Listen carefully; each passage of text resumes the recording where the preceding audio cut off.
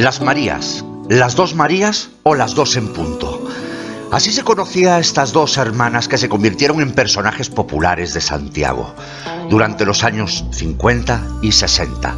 Vestidas y maquilladas de manera excéntrica, flirteaban con los jóvenes universitarios mientras paseaban por las calles de la ciudad. En realidad, ellas son Marusia y Coralia Fandiño Ricard, y cargan a sus espaldas una historia tremenda.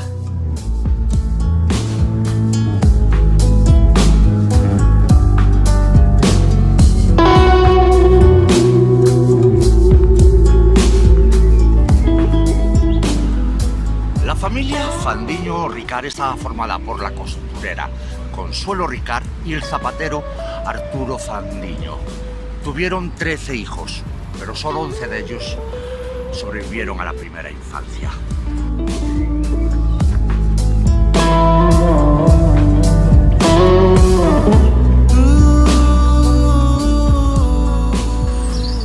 Claro, en 1925 la CNT, de ideología anarquista, abrió sus sedes regionales en Santiago de Compostela y solo a los 15 años de edad, el combativo Manolo Fandiño Ricard, de profesión pintor, se convirtió en su secretario general. Posteriormente, sus dos hermanos, Alfonso y Antonio, también se volvieron militantes del movimiento anarquista, uniéndose a él en esta lucha.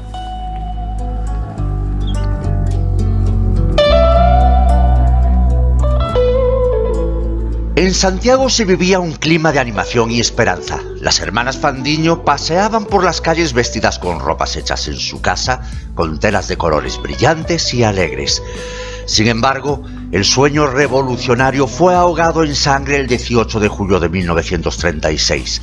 La represión franquista fue feroz. El odio, la opresión, el asesinato y el miedo golpearon a la familia Fandiño Ricard.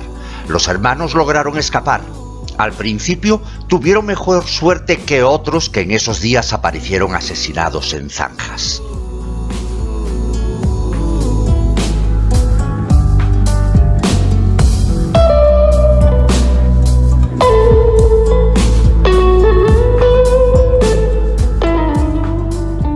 Manolo Fandiño se mantuvo escondido durante años.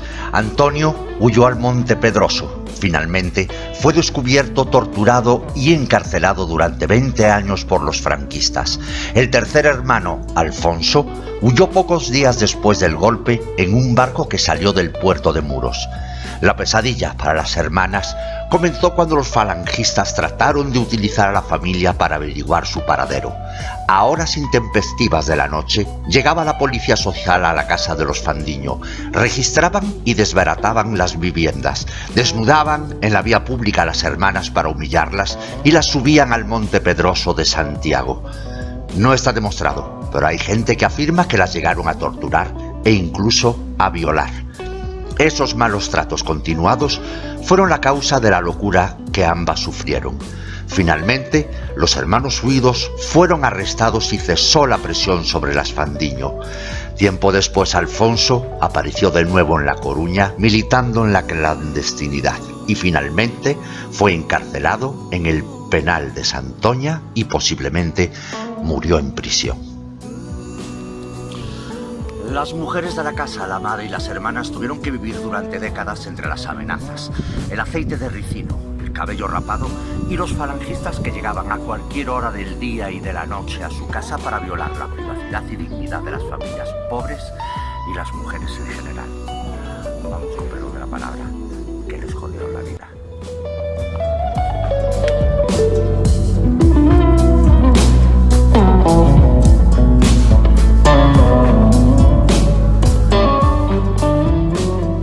De los años 50, Antonio Fandiño fue liberado muy enfermo tras 20 años de prisión y falleció en casa de sus hermanas a causa de los años de malos tratos en cautiverio. Las llamaron rojas, comunistas, aunque eran anarquistas. Las trataron de putas. A partir de entonces el trabajo desapareció como medio de sustento y dignidad.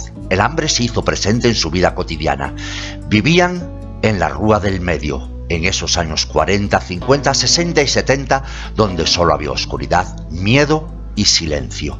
el triángulo inquisidor formado por Falange, Iglesia y Ejército, en el franquismo triunfante después de la guerra, destruyó su fragilidad mental. Las tres hermanas, Marusha, Coralia y Sarita, salían juntas a caminar. Sarita falleció joven.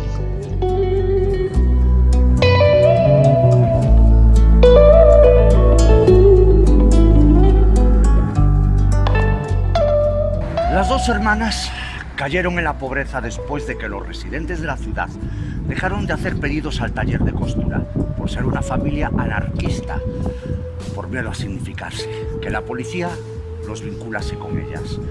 Los compostelanos en general sentían simpatía por ellas y cuando terminó la guerra, las hermanas, que ya vivían solas en su casa, vivieron de la caridad de los vecinos.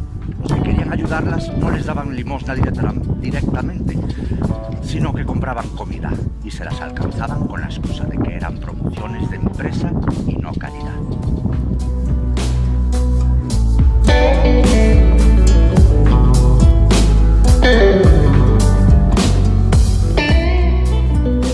Marusha y Coralia lograron crear un mecanismo de defensa para sobrevivir. Se volvieron locas y en su locura recuperaron el sueño de la juventud, siempre escuálidas como si vivieran en un campo de concentración, sin dientes. Se vistieron de luz y color, llenas de maquillaje como si se tratase de una representación de máscaras. Polvo de arroz, colorete y carmín en ese Santiago de la mediocridad, la miseria y el terror. En el verano iban por la calle del Espíritu Santo hasta el paseo en el Toural. En el invierno, en las arcadas de la Rúa del Villar. We can sit together. It's so beautiful, you and me. We meant to be in the great outdoors, forever free. Manifestaron su locura mostrándose rebeldes contra la sociedad. Las Marías nunca pasaron desapercibidas, no solo por su llamativa vestimenta y sus rostros maquillados, sino por su actitud. Ellas piropeaban a los hombres, algo que por supuesto no se le ocurría a ninguna otra mujer. En contra de lo que pueda parecer, eran muy diferentes. Coralia, la menor y más alta, era tímida y poco habladora, mientras que Marusha, más pequeña aunque de más edad, era la que llevaba la voz cantante. Las hermanas desempeñaron, posiblemente sin saberlo, un papel fundamental en esa época de represión. Mucha gente que se sentía ahogada por el régimen y que no se rebelaba por temor a represalias, veían en las Marías ese grito de libertad. Cuando en 1980 falleció Marusha, Coralia se fue a vivir con otra hermana a A Coruña, ciudad a la que nunca se adaptó. Murió 3 años más tarde, después de preguntar muchas veces cuál era el camino para volver a Santiago. Forever